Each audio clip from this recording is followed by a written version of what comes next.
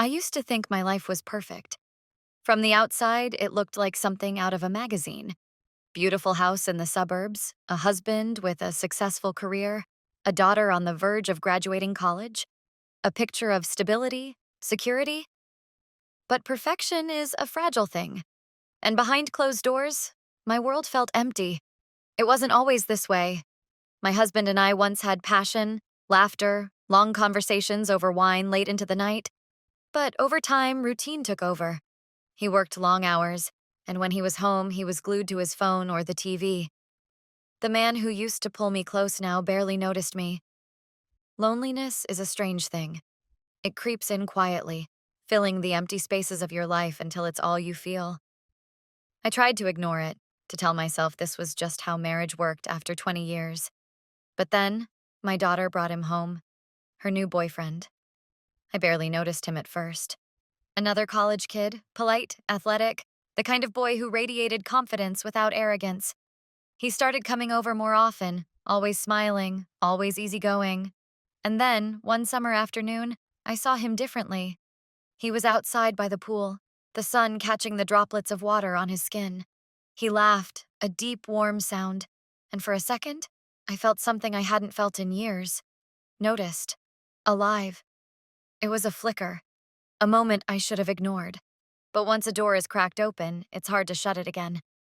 I told myself it was nothing, just a fleeting thought, a passing moment of weakness. But the more he was around, the harder it became to ignore.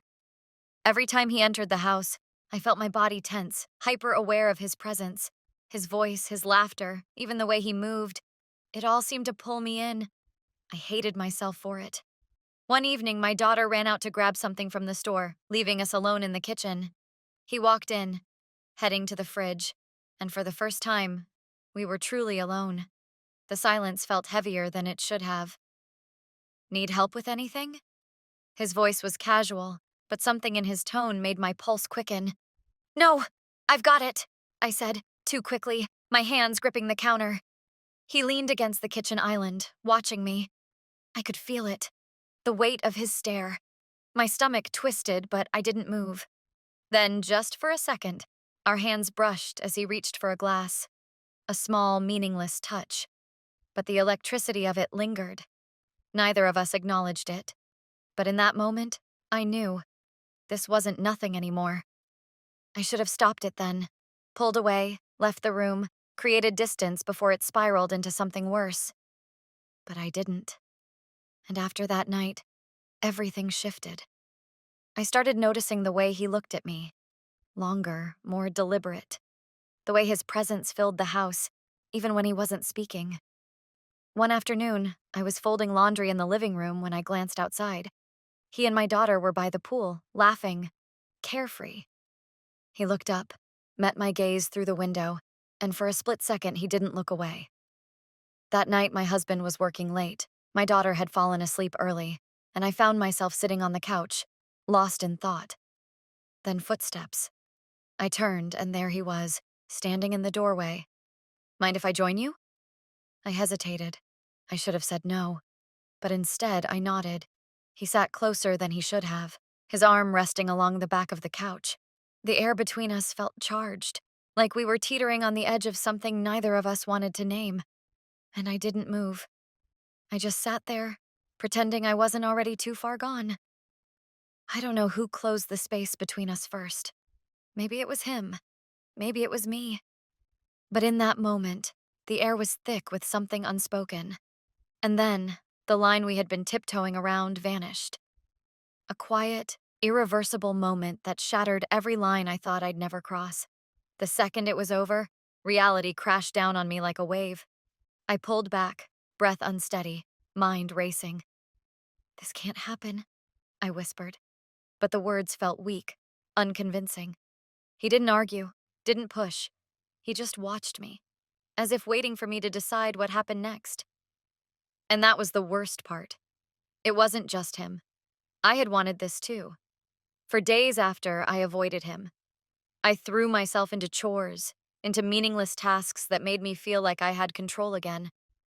But it was impossible to ignore the way my hands trembled when I heard his voice. the way my heart jumped when we were in the same room. Then, one evening, my husband found something. A hoodie draped over the back of a chair. His hoodie. He held it up, eyes narrowing. Is this his? My stomach twisted. Yeah, he must have forgotten it. He didn't say anything, but I could feel it. Suspicion. A crack forming in the foundation of everything I had built. And I knew this was only the beginning. The tension was unbearable. Every glance from my husband felt like a test. Every casual question like a hidden accusation. I told myself I was being paranoid, that he had no way of knowing. But guilt has a way of making you see things that may or may not be there. Then, the moment I feared finally arrived. It was a Sunday afternoon. My husband was flipping channels in the living room. My daughter was upstairs, and I was setting the table for dinner when he walked into the kitchen. The air felt different. Heavy. You've been acting strange lately, my husband said casually, not looking up from his phone. Everything okay?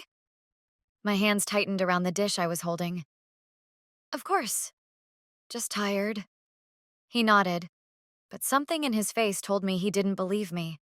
And then, just as I was about to turn away, the back door opened. And he walked in. It was too normal, too casual. But for the first time, I realized how obvious it must have been.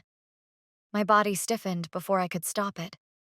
My breath caught for half a second too long. And my husband saw it.